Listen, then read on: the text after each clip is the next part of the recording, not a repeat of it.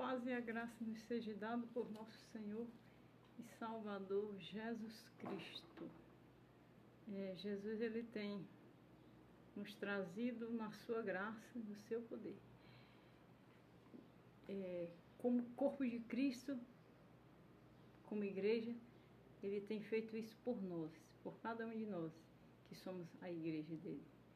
Então, isso é muito importante, porque dentro desse corpo nós temos acesso ao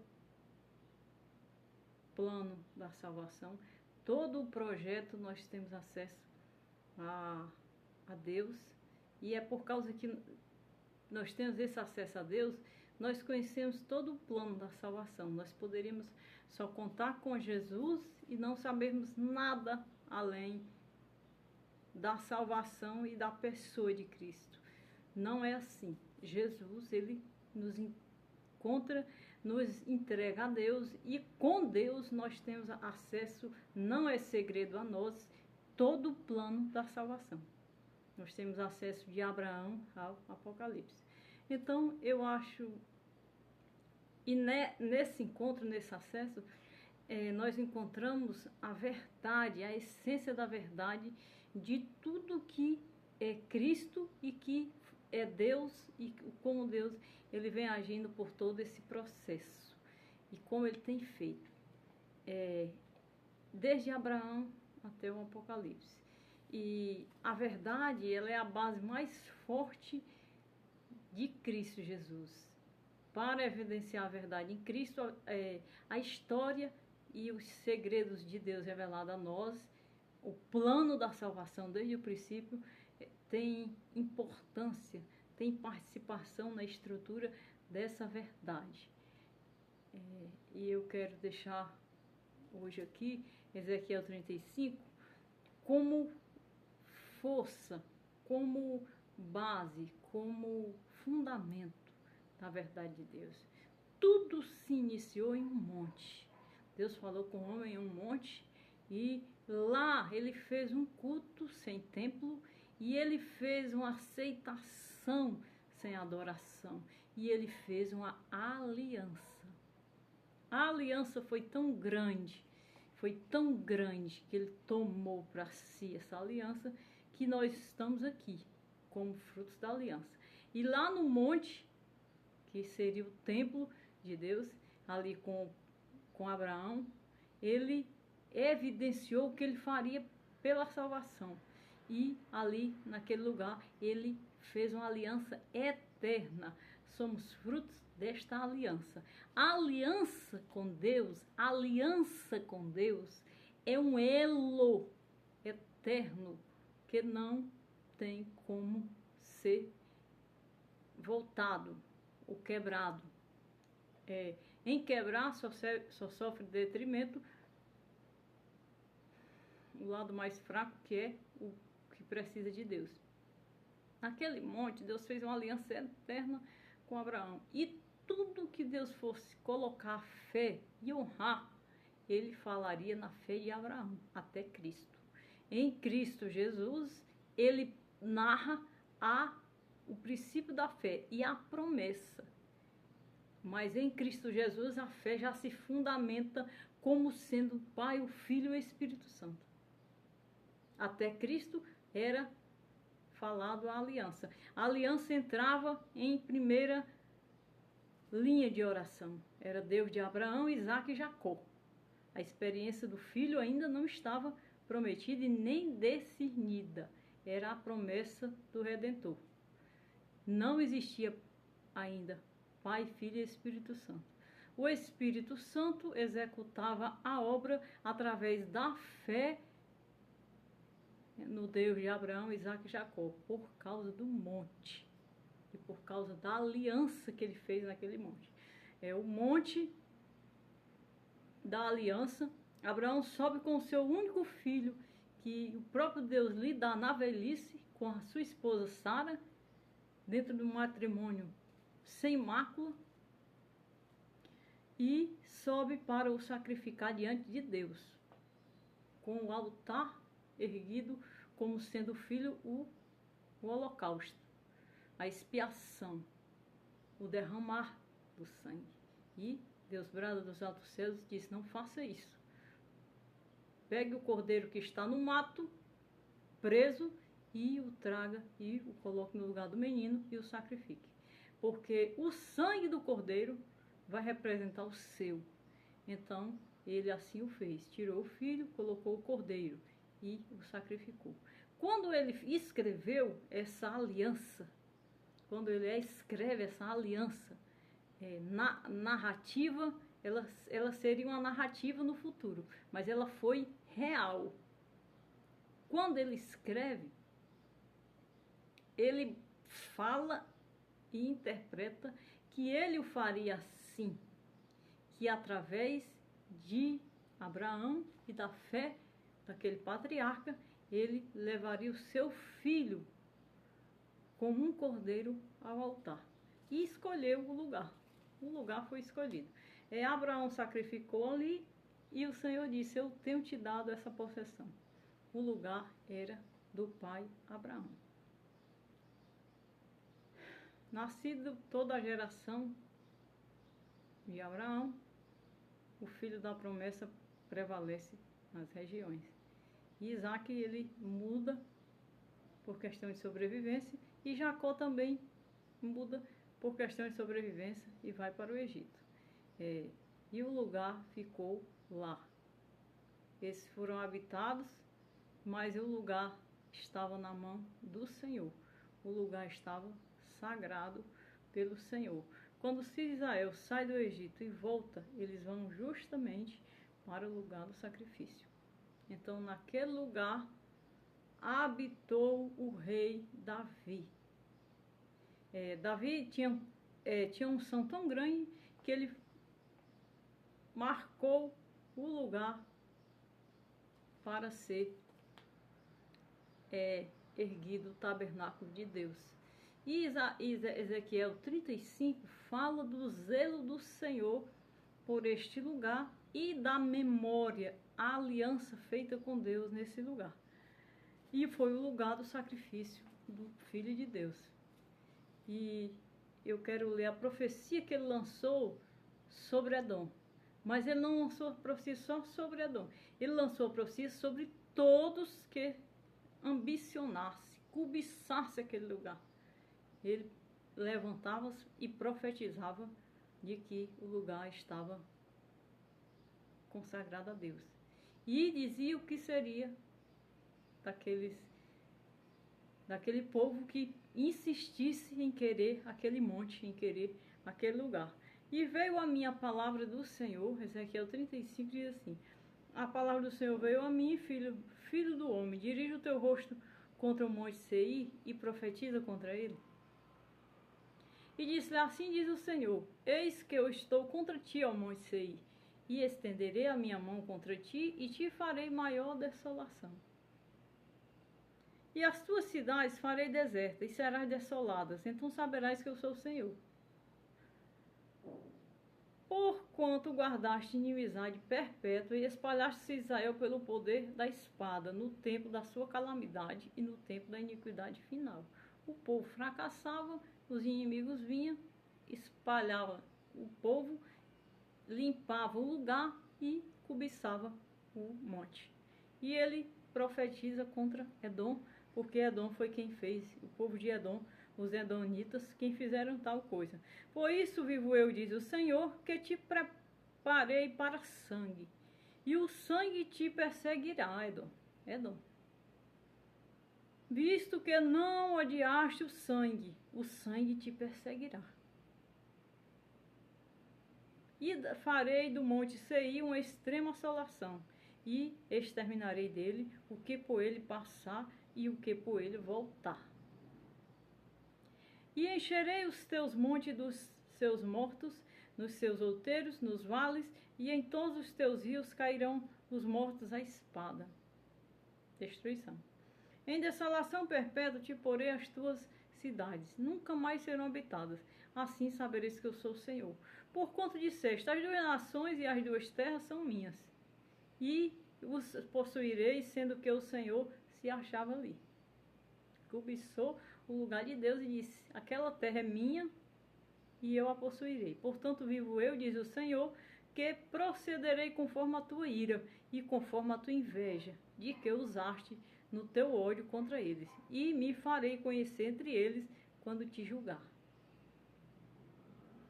E saberás que eu, Senhor, ouvi todas as tuas blasfêmias, que proferiste contra os montes de Israel, dizendo: já estão assolados e a nós nos são entregues por pastos.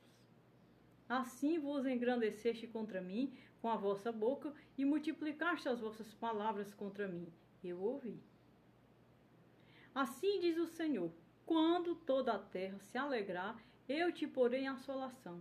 Como te alegraste a herança da casa de Israel, porque foi assolada, assim te farei e a ti. Assolada serás ao monte Seir, e todo Edom, sim, todo ele saberão que eu sou o Senhor. E renovava a aliança com Israel, quando ele profetizava para Edom.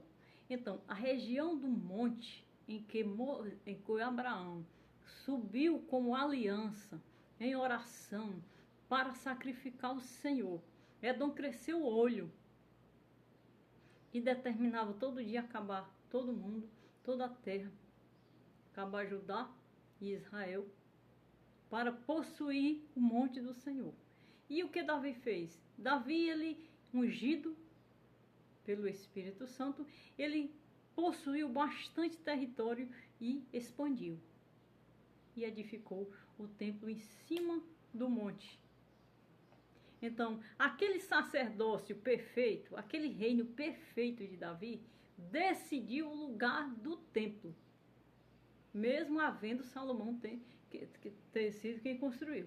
Então, Davi deixou o lugar pronto só para a construção de Salomão. Então, Salomão lhe constrói mesmo em cima do monte onde tudo aconteceu. Essa unidade, essa verdade traduz a imensa aliança de Deus e o poder de Deus sobre a terra e sobre os homens. Então, Edom se levanta contra eles e promete destruir os dois, tanto Israel como Judá, por causa dessa região. E aí Deus usa o profeta Ezequiel e lhe mostra quem vai predominar sobre a região, que seria o povo de Israel, ouvindo essa profecia no cativeiro de Babilônia, e Deus dizendo que eles iriam retornar. Porque enquanto eles estavam fora daquele lugar, Deus vigiava o lugar. A cidade estava destruída e desolada, só os pobres ficaram, os mais pobres mesmo, ficaram dentro da cidade. Mas Deus vigiava a cidade. E Deus sabia quem eram os vizinhos que viviam de olho naquele território e que queriam o território do monte onde estava a aliança. A aliança eterna, meus irmãos. Aquele lugar é uma aliança eterna. E hoje ele está lá. Na aliança eterna. Intocável. Quantas vezes já foi sepultado aquela região? Quantas vezes já foram destruídas? E Deus vai para lá. Quando ele é destruído, Deus envia um exército de anjos para a região, para guardar o lugar. De maneira que ninguém possui lugar com outro destino. Porque é a aliança de Deus que está ali. É a aliança que Deus fez com Abraão. De Abraão a Jesus, era o Deus de Abraão, que foi o mesmo Deus de Moisés, que foi o mesmo Deus que gerou e enviou por Moisés a lei. Então a lei veio por conta do lugar e do sacrifício, porque a aliança foi gerada ali. Agora é grande, é grande. O tempo é muito longo, mas é grande. Deus subiu ao monte, fazer uma aliança naquele lugar, e o que nós temos hoje? O lugar maior da face da terra é o lugar onde está a aliança de Deus, porque ele está intacto. Então, quando Deus faz aquela aliança ali com Abraão, ele marcou a região dos filhos de Abraão e herdar. Então, Abraão ele sabia que aquela região ia ser povoada pelos seus descendentes. E nem o cativeiro, a deportação, nada, nem quando Roma destruiu, pôde apagar a aliança eterna que está ali. A aliança eterna. E hoje nós temos a mesquita muçulmânica, mas também não apaga. Porque aquele lugar é uma aliança eterna com Deus. E quando eu li essa passagem de Edom, eu meditava. Quantas terras, quantos reinos cresceram o olho e quiseram pôr a mão naquele lugar e não puderam. Porque na desolação, na destruição, o próprio Deus vela pelo lugar, porque a palavra dele está ali. Então o que acontece? Em estar povoado, é toda a memória dos patriarcas e do Cristo vivo. A obra mais forte e mais impactante do lugar foi o Cordeiro quando veio. Israel rodou até chegar o tempo do Cordeiro de Deus chegar no monte. O Cordeiro chega no monte, é sacrificado, ressuscita e ativa o lugar 2 vezes mais, porque essa aliança era maior do que a de Abraão, é o próprio filho, o próprio Deus. Então foi no pé do monte, foi na região do monte, que o próprio filho vem e cumpre toda a história da salvação e a crucificação do Cordeiro entregue ao pai Abraão, da fé dos hebreus. Então, quando Cristo consuma, o Cordeiro é consumado, aí nasce Pai, Filho e Espírito Santo em uma só pessoa. Quando Abraão degolou o Cordeiro, nasceu Deus de Abraão, Isaac e Jacó. Aí Deus praticamente olha para Abraão e diz: a tua descendência será como as estrelas do céu ao redor deste monte. Se não fosse Deus, tivesse dito pare, ele teria oferecido o seu próprio filho. Então Deus encontra o homem que ele queria e refaz a aliança e escreve na lei do mandamento que seria pecado e condenado a juízo e à morte quem oferecesse os seus filhos no fogo ou em qualquer altar de morte. Aquela aliança foi o desafio, o maior desafio da vida da terra. Ele concebeu Isaac da sua própria mulher e único filho, pegou em seus braços o garotinho já rapaz, jovenzinho, precisava levar o monte e cortar, degolar para oferecer o sangue ao Deus vivo. Então, isso foi realmente um grande desafio de fé. Ele realmente era o pai da fé. Ele realmente tinha fé em Deus, tinha confiança em Deus, não vendo nada, só a voz de Deus. Então, a atitude dele liberou o mandamento e liberou a promessa sobre o povo. O povo que passa 400 anos no Egito eram os descendentes de Abraão e em hipótese nenhuma aquele povo ele poderia ser apagado da história ou ser esquecido por conta da aliança. E no decorrer dos anos eles saem e voltam para o pé do monte e edificam ali a cidade. Jerusalém ela estava sitiada quando eles chegaram ali pelos jebuseus e o nome da cidade era Jebus.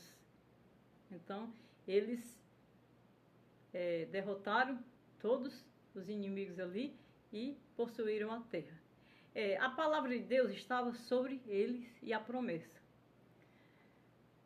Então quando Davi reina,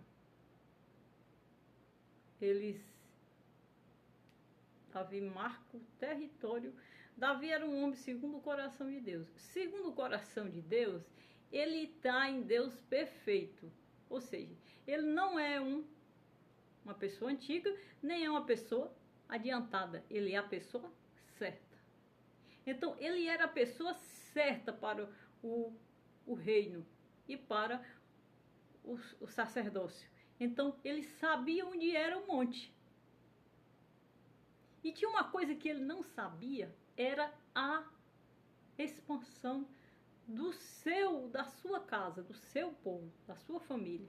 Então, Deus precisou falar com ele, no Salmo 91, e falar no 110.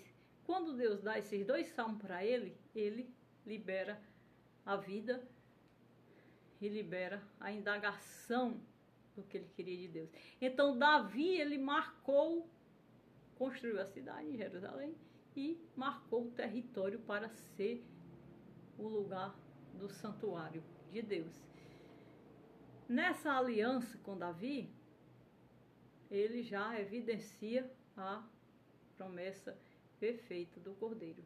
E o Deus de Abraão, Isaque e Jacó caminha sobre a terra até o Cordeiro, que veria a consumação. É a mudança da linguagem. É a mudança da linguagem. Os filhos de Israel, que eles faziam? Eles usavam a lei e adoravam falsos deuses e idolatravam nos outros montes, adulteravam nos montes com outros deuses. Então isso causava uma ira a Deus. Isso é o que era a ira a Deus, porque eles eram filhos da lei e eles estavam executando a lei. Então o que acontecia? Eles queriam aplicar a lei, servir a lei e servir aos deuses de Baal. E isso era uma condenação de Deus mandar fogo do céu e destruir o arraial. Acabe foi um dos que fez isso.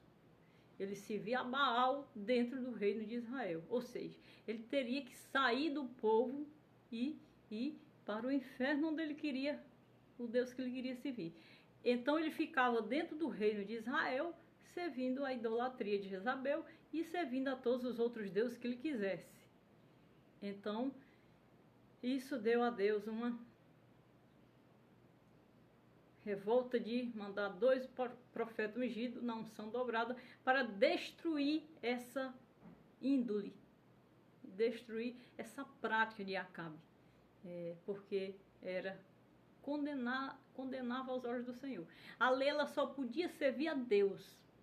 Se ela servisse a qualquer outro Deus falso, ou subisse a qualquer outro monte para sacrificar um Deus falso, ela se chocaria com a verdade e ela se tornava apóstata, herege, e não poderia. Então, outra coisa interessante, no tempo de Josué, após a morte de Moisés, eles andavam sincronizados. Então, de Josué até o fim do livro de Ruth, de Juízes, eles eram totalmente filhos de Deus, povos de Deus que serviam a Deus. Então eles faziam as coisas com muita sincronia e muito temor. Ali havia o perfeito sacerdócio, o perfeito sacrifício. O que turbou a conduta de Israel foi a escolha de um rei, foi a escolha da dinastia. A dinastia ela entrou por oração humana, ela entrou pela carne. Então, quando a dinastia entra, Deus sente tristeza em o que o povo estava pedindo, mas concebeu pela a unidade do povo. Então, Deus teve que abrir e aceitar, porque era a decisão do povo pedir o reino. A decisão seria o profeta, o sacerdote, segundo o coração e o Espírito Santo. Então ele unge um pela escolha do povo, que foi Saul, e ungiu 2, que foi a sua unção e a sua misericórdia. Então o reino de Davi foi a misericórdia, foi a unção de Deus e a escolha. E esse reino fazia tudo o que era da parte de Deus e deu certo. Tudo que dava certo ele fazia porque ele estava nas mãos do Senhor. Todos os reis que descenderam, eles traziam a característica da dinastia e era de um servir e o outro não prestar. Isso deu extensão, meus irmãos, por conta da sucessão.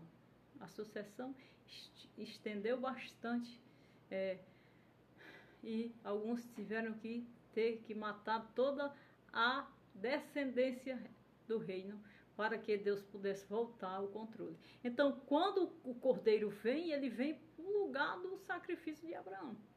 Ele realmente cumpre o cordeiro que estava ao lado preso e que Abraão consumou. Então, quando o cordeiro é consumado, aí entra a ação definitiva do Pai, do Filho e do Espírito Santo e a igreja nasce e a salvação para o mundo inteiro. Ou seja, a escolha de Deus agora e da fé de Abraão é para todo aquele que crê no cordeiro e que entrar por ele. Porque o cordeiro não já foi sacrificado? Então, tem que crer no Filho de Deus. Se eu hoje pregar salvação pelo cordeiro que Abraão matou no monte, aí ficava difícil crer. Porque um cordeiro que estava preso no mato, aquele cordeiro tinha salvação, mas não foi ele. Ele teve a promessa eterna para os descendentes. O cordeiro que teve a promessa da salvação e que tem, pela qual estamos servindo e estamos ativando todos os instantes, é Jesus, o Filho de Deus, que veio para o lugar do monte e foi sacrificado ferozmente. Então, Cristo ele traz uma grande tradução do que é o homem e do que está no homem. Porque quem o matou foram os próprios descendentes. Foi seu próprio povo que o entregou ao martírio e que o martirizou também. Então, isso prova o quanto a natureza ela é cruel e o quanto a natureza ela precisa ser largada para ser assumido o amor em Cristo Jesus e a verdade, a base da verdade. Mas o lugar, o Cordeiro foi consumado no lugar e hoje Cristo, em nome do Pai, do Filho e do Espírito Santo, habita em nós abundantemente para retirar das gerações e do mundo todo o que lhe foi de Deus, que nascer com a índole de Deus, que for do Pai, ele vai tirar para Cristo, ou seja, ele vai ser atraído por Cristo, conhecer a Jesus e caminhar com Jesus. Então, o monte Edom, ele cresceu o olho nesse monte do sacrifício. E aí Deus profetiza no cativeiro babilônico por Ezequiel. Ele praticamente falava dessa forma. Eu sei que vocês cresceram o olho no monte e amaldiçoaram o povo, mas vocês vão ser amaldiçoados e o monte e o povo vai retornar para o lugar de onde eu escolhi para estar. E a promessa é eterna e ele vai vir para lá para o juízo final. Mas a igreja está com Jesus, quem vai decidir a finalização da igreja e da retirada da igreja da graça, já que o noivo já subiu. O noivo já está no lugar, mas está conosco.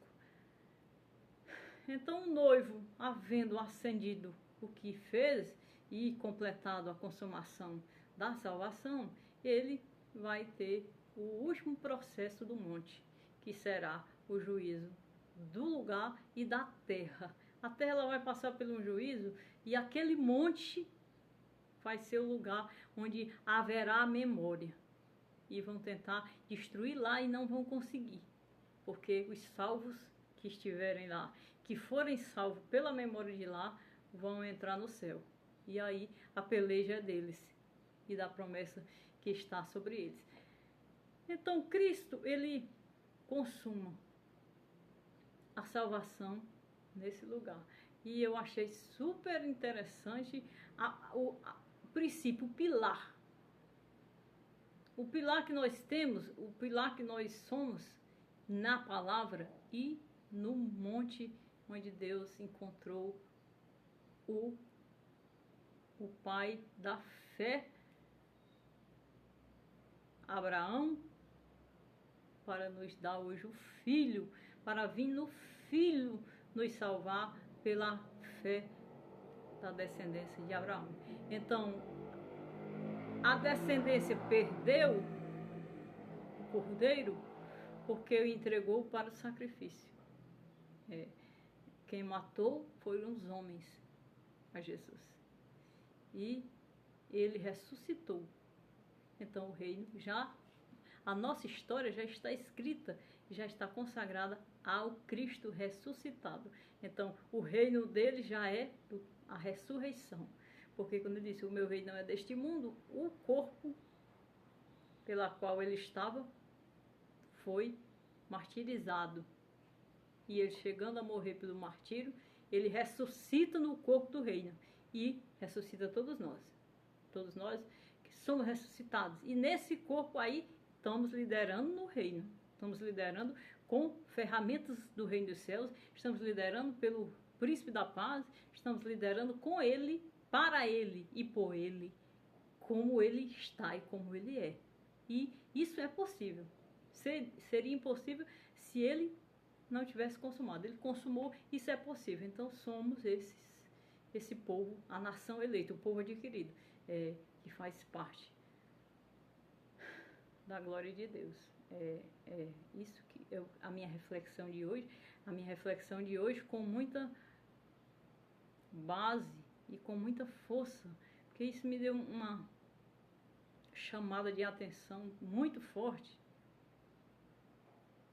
porque tem uma espada atravessando a terra, além do sol e da lua. Amém. A palavra de Deus.